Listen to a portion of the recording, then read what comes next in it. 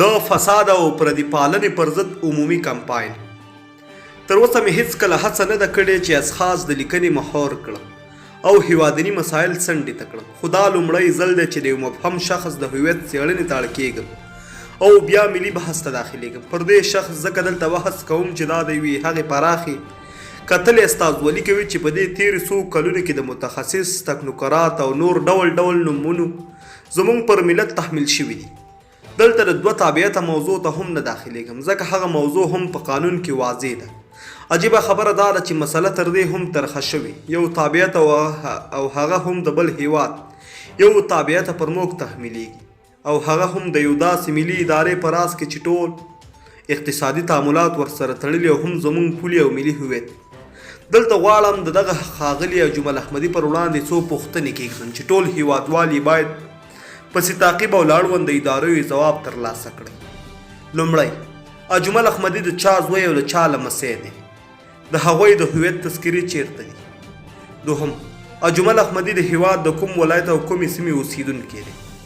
دریم، کله چې لومړی ځل افغانستان ته راغلی د کوم ځای او د کوم هیواد په پاسپورټ راغلی دی؟ پنځم، د افغانستان د تابعیت تذکره او پاسپورټ لري او که نه؟ شپږم، که د تابعیت تذکره او پاسپورټ لري کله یې اخیستی او له کومې ادارې یې اخیستی دی؟ اووم، آیا په تېرو دوو دورو ټاکنو کې یې ګډون کړی که نه؟ اتم، آیا په افغاني پاسپورټ یې د افغانستان په استازۍ کې کوم رسمي سفر کړی او که نه؟ نهم، آیا د افغانستان په رسمي ژبو پښتو او دري پوهیږي که نه؟ لسم، آیا جمهور رئیس حاضر دی د مطرحو هیوادوالو پر وړاندې خپل دا نازولې پاڅوي ورته ووایي چې د خپل ځان د سپینوي ځوابونه ووایي؟ دا خبره هم باید واضح شي چې زموږ هغه هیوادوال چې د غلو، مفسدینو، لنډغرو او تنګ نظرو د زور زیاتي له امله په بېلابېلو هیوادونو کې مهاجرت او بیا دویم یا دریم تابعیت اخیستو ته اړ شوي او اوس بیرته د هیواد پر آبادۍ بوخت دي. هغوی د دې هیواد نه جلا کېدونکې برخه ده. خو دلته خبره د اجمل احمدي په شان د هغو مبهمو په اصطلاح افغانانو په باب ده چې نه یوازې هویت یا مبهم دی بلکې د افغانستان کلتور او ملي ګټو پر ضد واقع دی.